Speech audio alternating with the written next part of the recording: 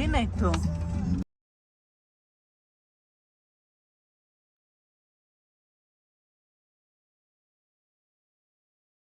Hi hello ನಮಸ್ತೆ ಎಲ್ಲರಿಗೂ. ಎಲ್ಲರೂ ಹೇಗಿದ್ದೀರಾ?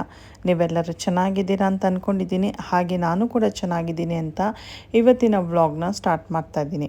ನೀವು ಆಲ್ರೆಡಿ ಇವಾಗ ತಮ್ಮನೇಲಿ ನೋಡಿರ್ಬೋದು. ಬಟ್ ದೇವ್ರ ದಯದಿಂದ ಯಾರಿಗೂ ಏನೂ ಆಗಲಿಲ್ಲ. ಒಂದೊಂದ್ಸಲ ಹಾಗೆ ಆಗ್ಬಿಡುತ್ತೆ. ನಾವು ಚೆನ್ನಾಗಿ ಡ್ರೈವ್ ಮಾಡ್ಕೊಂಡು ಹೋಗ್ತಾ ಇದ್ರೂ ಹಿಂದೆ ಮುಂದೆ ಇರೋರು ಅಥವಾ ಅಕ್ಕಪಕ್ಕ ಇರೋರಿಂದ ಮಿಸ್ಟೇಕ್ ಆಗಿಬಿಡುತ್ತೆ. ಏನೂ ಮಾಡೋಕ್ಕಾಗೋದಿಲ್ಲ. ನೆನ್ನೆ ಹೀಗೆ ನಾವು ಹೊರಗಡೆ ಸ್ವಲ್ಪ ಕೆಲಸಗಳಿತ್ತು ಅಂತ ಕೆಲಸ ಮುಗಿಸಿ ಡಿನ್ನರ್ನು ಮುಗಿಸ್ಕೊಂಡು ನಾವು ಮನೆಗೆ ವಾಪಸ್ ಬರ್ತಿರುವಾಗ ಸುಮಾರು ರಾತ್ರಿ 10-10:30 ಆಗಿತ್ತು. ನಮ್ಮ ಮಗ ಕಾರ್ ಡ್ರೈವ್ ಮಾಡ್ತಾಯಿದ್ದ. ಕಾರ್ ಆಕ್ಸಿಡೆಂಟ್ ಆಯಿತು. ದೇವ್ರದಿಂದ ಯಾರಿಗೂ ಏನೂ ಆಗಲಿಲ್ಲ. ಇಲ್ಲಿ ಏನಪ್ಪ ಅಂದರೆ ಎಲ್ಲರೂ ಒಂದೇ ಸ್ಪೀಡಲ್ಲಿ ಹೋಗಬೇಕು.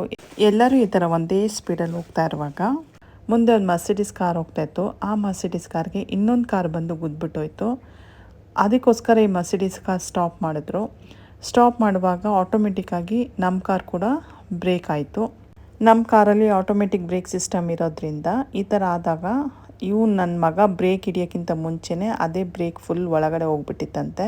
ನಮ್ಮ ಮಗನ ಕಾರು ಸ್ಟಾಪ್ ಆದಮೇಲೆ ಹಿಂದೆ ಒಂದು ಕಾರು ಸ್ಪೀಡಾಗಿ ಬರ್ತಿತ್ತಲ್ವ, ಅವರು ಕೂಡ ಬ್ರೇಕ್ ಹಿಡಿದ್ರು. ಆ ಕಾರ್ ಅವರು ಬ್ರೇಕ್ ಹಿಡಿದ್ರು ಕೂಡ ನಮ್ಮ ಕಾರಿಗೆ ಬಂದು ಗುದ್ದಿದ್ರು. ಅದು ಆ ಕಾರ್ ಗುದ್ದಿದ ಫೋರ್ಸ್ಗೆ ನಮ್ಮ ಕಾರು ಮುಂದೆ ಮರ್ಸಿಡೀಸ್ ಕಾರ್ಗೋಯ್ತು. ಹಿಂದೆ ನಮ್ಮ ಕಾರ್ಗೆ ಡ್ಯಾಮೇಜ್ ಆಯಿತು. ಅವ್ರ ಕಾರ್ಗಂತೂ ತುಂಬ ಡ್ಯಾಮೇಜ್ ಆಯಿತು. ಹಿಂದೆ ಇರೋ ಕಾರ್ಗೆ ವಿಡಿಯೋ ಮಾಡಬೇಕೋ ಬೇಡವೋ ಅಂತ ಗೊತ್ತಾಗಲಿಲ್ಲ. ಅದಕ್ಕೆ ಅವ್ರದ್ದು ವಿಡಿಯೋ ಮಾಡಲಿಲ್ಲ. ಮರ್ಸಿಡೀಸ್ ಕಾರ್ ಜಾಸ್ತಿ ಏನು ಡ್ಯಾಮೇಜ್ ಆಗಿರಲಿಲ್ಲ. ನಮ್ಮ ಕಾರು ಮತ್ತು ಹಿಂದ್ಗಡೆ ಇರೋ ಕಾರೇ ಸ್ವಲ್ಪ ಡ್ಯಾಮೇಜ್ ಆಗಿತ್ತು. ನೋಡಿ ನಾನು ನಿಮಗೆ ತೋರಿಸ್ತೀನಿ ಇವಾಗ ಎಷ್ಟು ಡ್ಯಾಮೇಜ್ ಆಗಿದೆ ಅಂತ.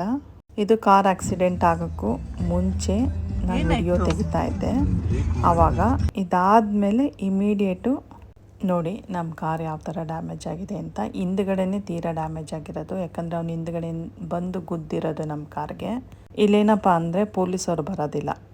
ಯಾವುದೇ ಈ ಥರ ಆಕ್ಸಿಡೆಂಟ್ ಆದರೆ ಪೊಲೀಸ್ ಬರೋದಿಲ್ಲ. ಏನಿದ್ರು ಎಲ್ಲ ಆನ್ಲೈನಲ್ಲೇ ನಾವು ಸೆಟ್ಲ್ ಮಾಡ್ಕೊಳ್ಬೇಕು. ಒಟ್ಟಿನಲ್ಲಿ ಕಾರಿಗೆ ಡ್ಯಾಮೇಜ್ ಆಯ್ತು ಅಷ್ಟೇ ಹೊರತು ಒಳಗಡೆ ಇರೋರಿಗೆ ಯಾರಿಗೂ ಏನೂ ಆಗಲಿಲ್ಲ. ಎಲ್ಲ ದೇವ್ರ ದಯೆ ಅಷ್ಟೇ.